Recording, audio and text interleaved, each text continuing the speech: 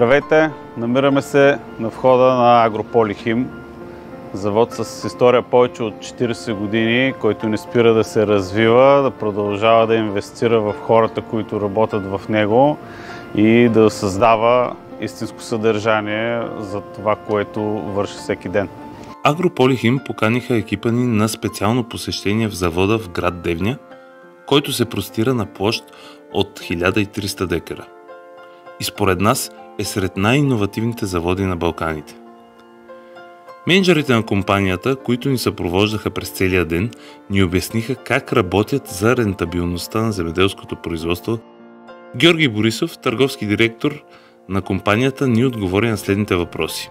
Къде Агрополихим вижда развитието и прогреса на компанията в следващите няколко години? Как ние се ориентираме към развитието на земеделието в региона, както и в Европа? Какви стъпки правим? Като при всички положения това ние оценяваме и като нашата визия за устойчиво земеделие в сектора.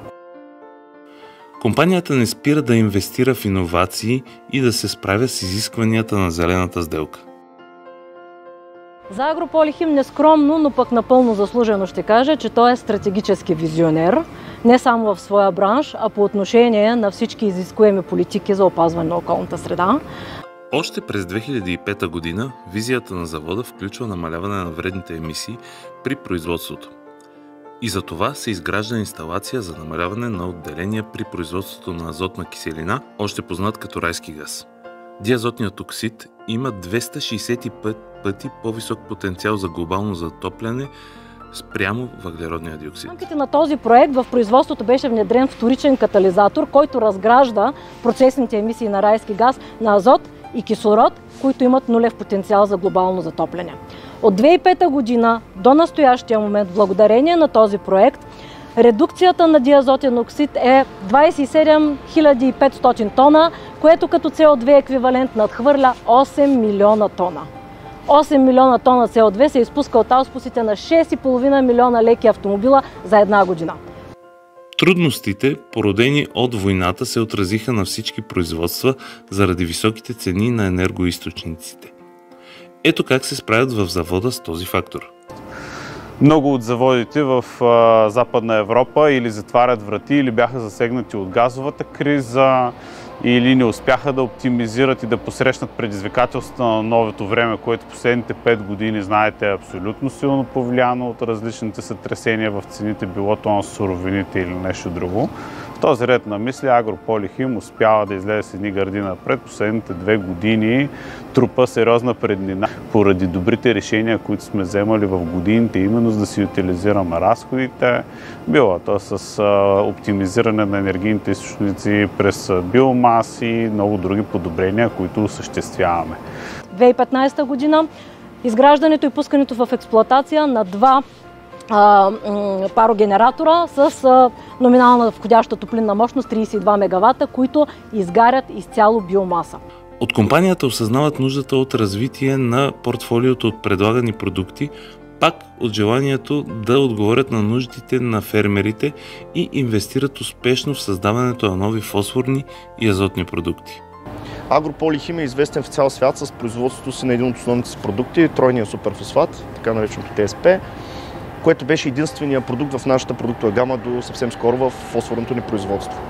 От няколко години след една от поредните инвестиции, която направихме, успяхме да увеличим продуктовата гама в фосфорната част до 11 продукта. 11 продукта, включващи чисто фосфорни продукти, азотно-фосфорни продукти и различни видове МПК.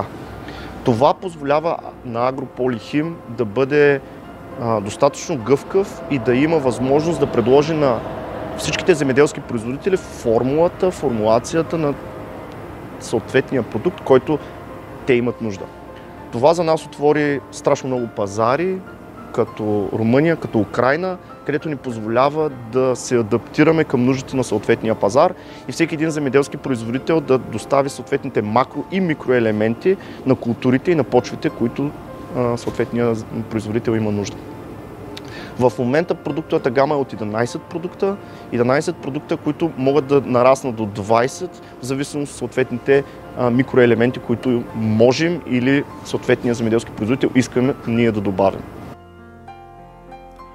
Още преди 10 години собственикът на завода е предвидил възможни проблеми с цената на газа и тогава е взето решение за изграждане на мощности, които да се захранват с биомаса. С това паропроизводство почти цялата енергия, топлинна енергия, добивана от Агрополихим, се базира на изгарянето на биомаса, която се счита за неутрална по отношение на потенциала за глобално затопляне. Чуйте кои са следващите предизвикателства, с които трябва да се справи екипа на завода.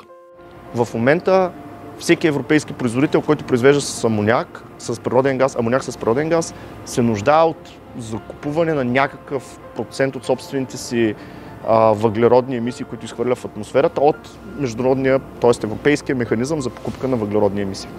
Това оскъпява ужасно много с цялото производство на азотната им линия, като всеки вносител на амоняк към настоящия момент не заплаща този допълнителен налог. Това нещо обаче следва да се промени и това нещо ще се промени много рязко от 2026 година. Какво се случва? Европейския съюз, също като лидер в желанието за опазване на околната среда, започва да въвежда нов механизъм за преразпределение на въглеродния диоксид, квотите за въглероден диоксид. По този начин Европейския съюз смята да налага допълнителен налог както на местните производители на амоняк, така и на всеки, който внася амоняк. Но най-важното, не само на вносителите и производителите на амоняк, а на всякакъв вид торове, които влизат на територията на Европейския съюз.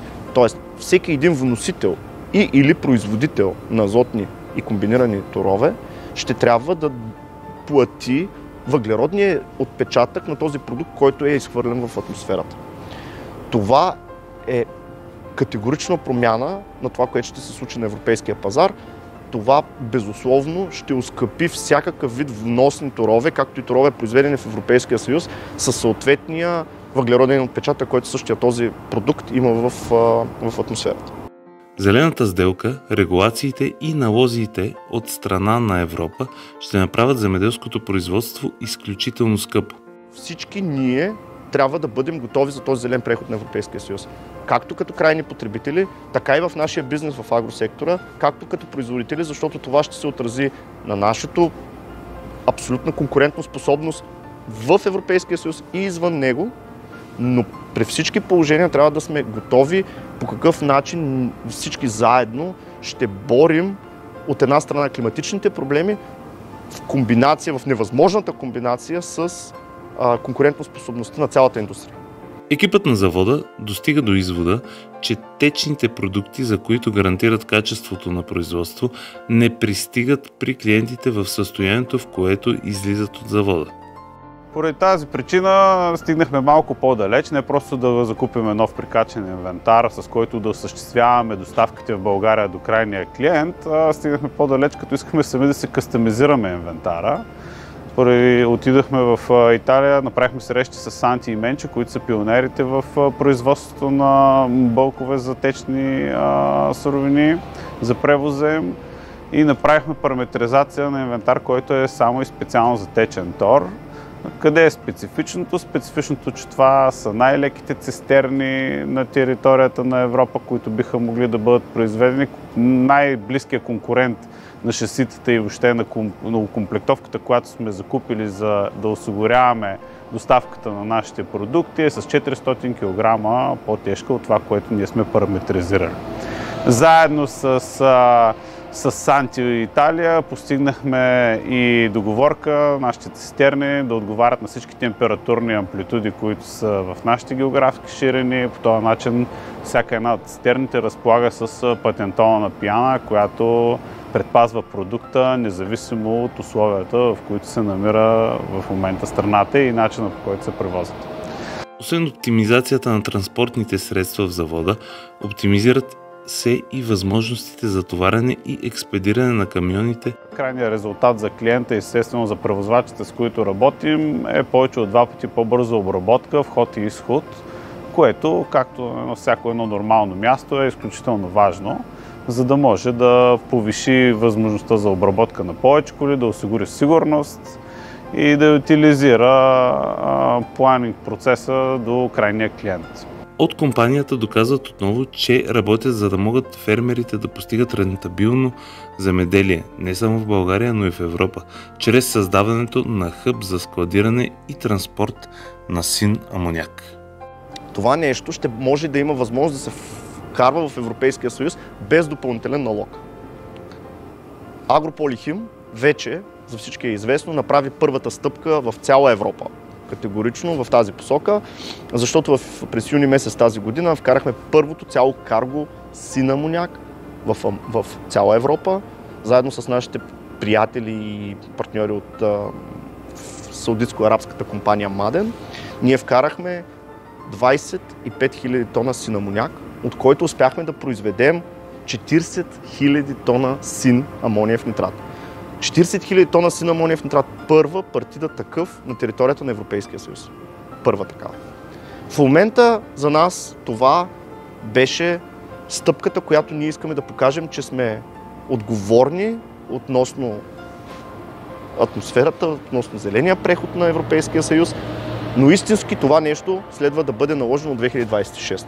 Затова Агрополихим вече започна преговори за договори от 2026-2027 за доставка на такъв син амоняк, да можем да го доставяме на територията на целия Европейски съюз, бидейки този хъб тук с нашия терминал за амоняк, и по този начин да имаме възможност да избегнем заплащането на този допълнителен СИБАМ налог, който ще оскъпи страшно много всички други вносни стоки или стоки, произведени на територията на Европейския съюз.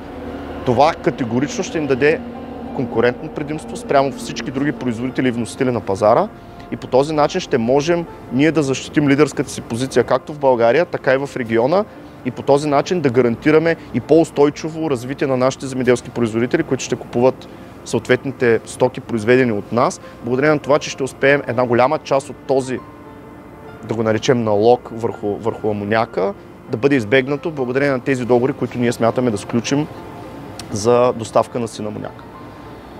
Нека всички да бъдем наясно. Този преход ще засегне всички. Този преход вече от 2024 е активен за морския и транспорт, който за всеки един тон, който изхвърля, който изразходва по време на съответния път, който извървява, ще плаща до 40% налог върху въглеродните емисии, които ще изхвърля във въздуха. Това ще оскъпи абсолютно всички продукти, не само земеделските продукти, а всички, които влизат на територията на Европейския съюз, като тези 40% ще нарастват през годините до достигане на абсолютни 100% заплащане на въглеродния отпечатък, който и морския транспорт ще причинява на съответните, като вредител на атмосферата. В тази връзка всички ние трябва да бъдем готови за този зелен преход на Европейския съюз. Както като крайни потребители, така и в нашия бизнес в агросектора, както като производители, защото това ще се отрази на нашата абсолютна конкурентна способност в Европейския съюз и извън него, но при всички положения трябва да сме готови по какъв начин всички заедно ще борим от една страна климатичните проблеми в невъзможната комбинация с конкурентоспособността на цялата индустрия. Зърнен терминал Варна-Запад е сред водещите инвестиционни проекти на Агрополихим. Съоръжението е с капацитет от 100 000 тона и позволява на фермерите и търговците на зърно да използват оптимално транспорта в двете посоки – за доставка на зърно до терминала и за покупка на торове. Респективно 1200 тона на вход, капацитет 700 на изход. Най-важното, което трябва да се отчете, е, че зърнен терминал Варна-Запад вече има пълнофункционалната възможност да товари корабите чрез ленти посредством шиплоудър, заедно с партньорските си отношения с пристанище Варна-Запад, като идеята е по този начин съвместно да постигаме по-високи резултати, да оптимизираме процеса, да надграждаме пазарната конюнктура, в която всички ние тук вирем. Агрополихим АД е водещият производител на азотни торове в Югоизточна Европа и лидер в производството на фосфорни торове на Балканския полуостров.